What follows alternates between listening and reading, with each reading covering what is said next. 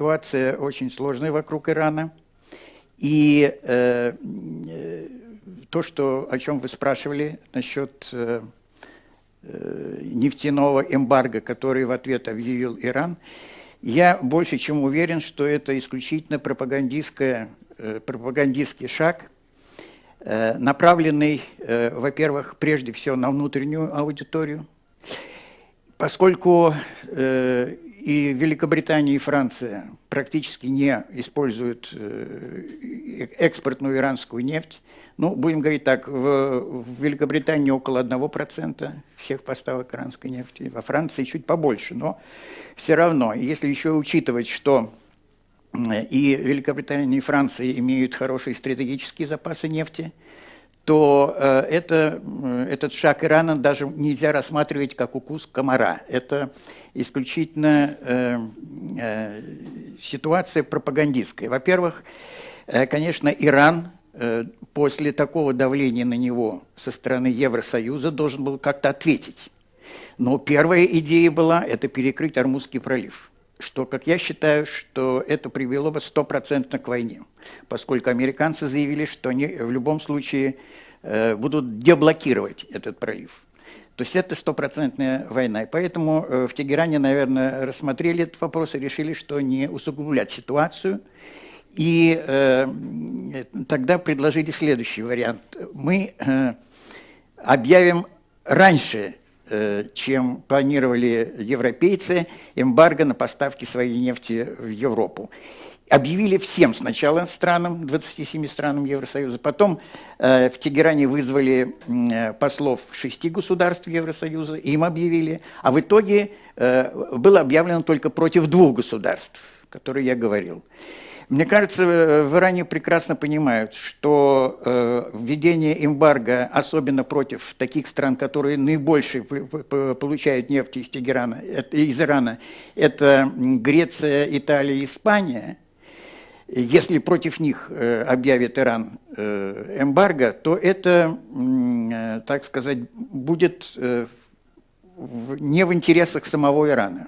Ну, представим себе, куда девать неиспользованную нефть, которая останется в Иране. Заменить поставщика довольно сложно. Это не картошка, это не яблоки. Хранить тоже невозможно, хотя нефть – это черное золото, но все-таки это не слитки, и их не положишь в банк. И поэтому очень много сложностей. Да к тому же еще Иран, если объявит эмбарго против этих стран, должен будет выплатить компенсацию за то, что разорвал контракты ныне действующие. Ведь почему Европа перенесла, так сказать, до 1 июля? Потому что заканчиваются все контракты с Ираном о поставках нефти. То есть никто ничего не теряет. Просто европейцы больше не будут заключать новые контракты. Вот и все. Поэтому, мне кажется, здесь Иран предпринял такой пропагандистский шаг, особенно учитывая внутриполитическое сложное положение в Иране накануне выборов в парламент Меджлис 2 марта. И надо еще учесть, что там идет очень сложная внутренняя борьба между, с одной стороны, президентом Ахмадинежадом и, с другой стороны, лидером Меджлиса Али Лариджани. И над ними, так сказать, стоит лидер Аятолла Хаменеи, который все больше и больше склоняется к Лариджани. И, конечно, руководителю правительства, президенту Ирана, нужен какой-то такой шаг значимый, чтобы показать, что мы ничего не боимся, что мы готовы бороться до конца. Вот именно в этом контексте надо рассматривать и угрозы, которые были со стороны генерала Хаджази недавно, что мы превентивно ударим, если будут затронуты интересы Ирана. И вот это странное, прям буду говорить, эмбарго на поставки нефти в Великобританию и Францию. Позиция Европы также отражает по этому вопросу некое желание не обострять ситуацию, попытаться избежать, я думаю, что все европейские руководители уже так или иначе заявляли об этом, чтобы избежать, насколько это возможно, вооруженный конфликт и попытаться, так сказать, как бы успокоить политику Израиля, потому что все понимают, что можно прийти к ситуации, которая невозможно будет контролировать, будет огромная нестабильность в регионе. То есть пытаются использовать дипломатические инструменты, по велику это возможно. И, конечно, есть риски в случае вооруженного конфликта, произойдет дестабилизация всего средневосточного региона, если и на южном фланге России, также на Южном Кавказе также будут ощутимы последствия этого, конечно. Пока ничего не случилось, мы уже можем проглядывать, как это отразится на ценах на нефть. И надо сказать, что воздействие на европейские страны, даже если было сказано, что санкции и иранские угрозы – это, так сказать, укус короля, но Европа оказывается в такой хрупкой финансовой ситуации, особенно некоторые страны. И все это не окажется без последствий. То есть сейчас используется пока дипломатическая карта, то есть максимально пока используется. Я, в общем-то, согласен. Мне кажется, что европейская позиция, она достаточно логична. С 2003 года старались всегда придерживаться пути открытости к политическому диалогу, но уже год, как нет никаких переговоров, не ведется никаких переговоров с Ираном по ядерной программе. Поэтому, соответственно, с иранской стороны, с европейской стороны есть определенная логика конфронтации прослеживается.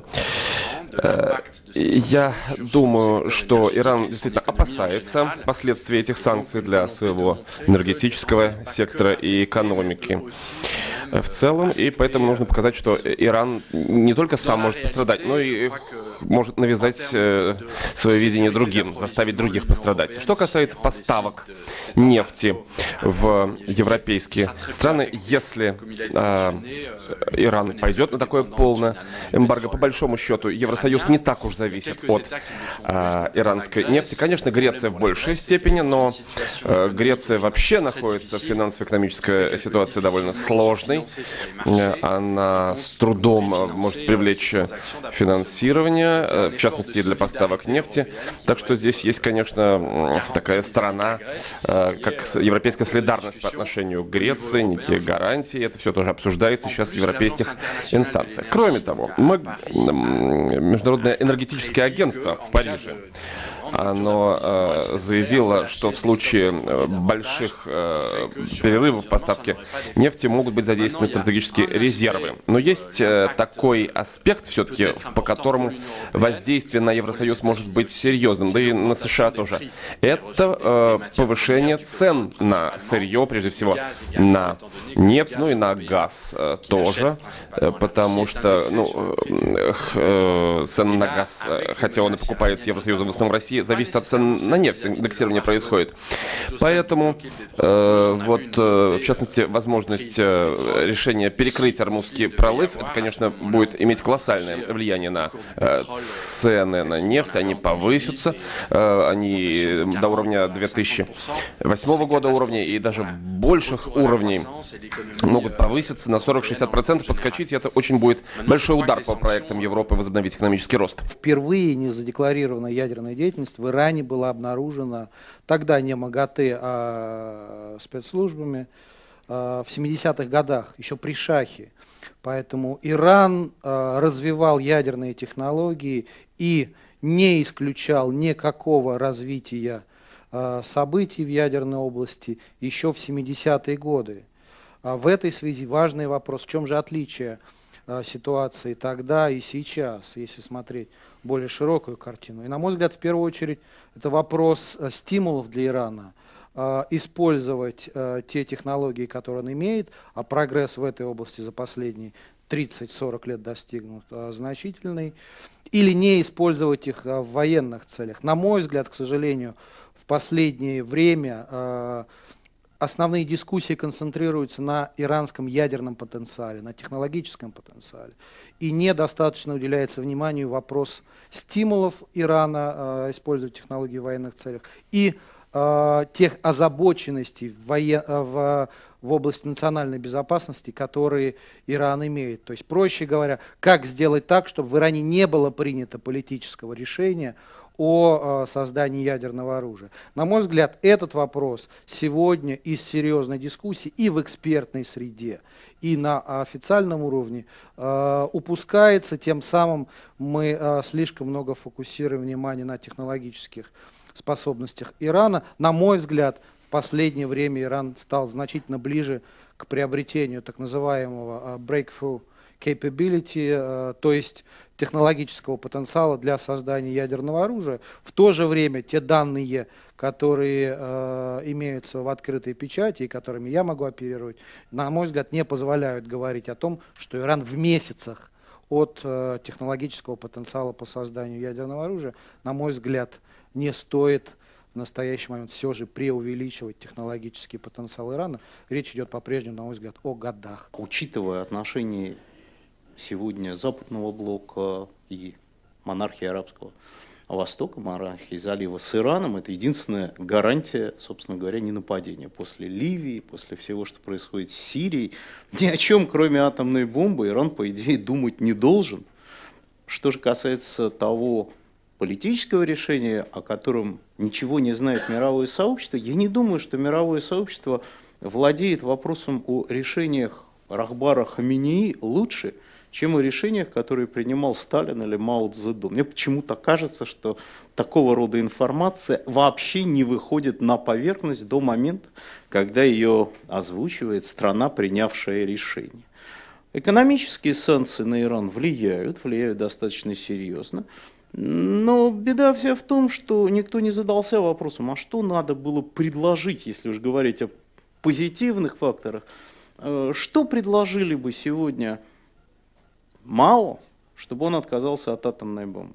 Что предложили бы Сталину, чтобы он отказался от атомной бомбы? Да ладно, Пакистану что бы предложили в его противостоянии с Индией, чтобы Пакистан не развивал военную составляющую ядерной программы? Об Израиле так уж совсем умолчу, там доверие к Соединенным Штатам, к Европе, к мировому сообществу, исходя из исторического опыта, существенно меньше нуля.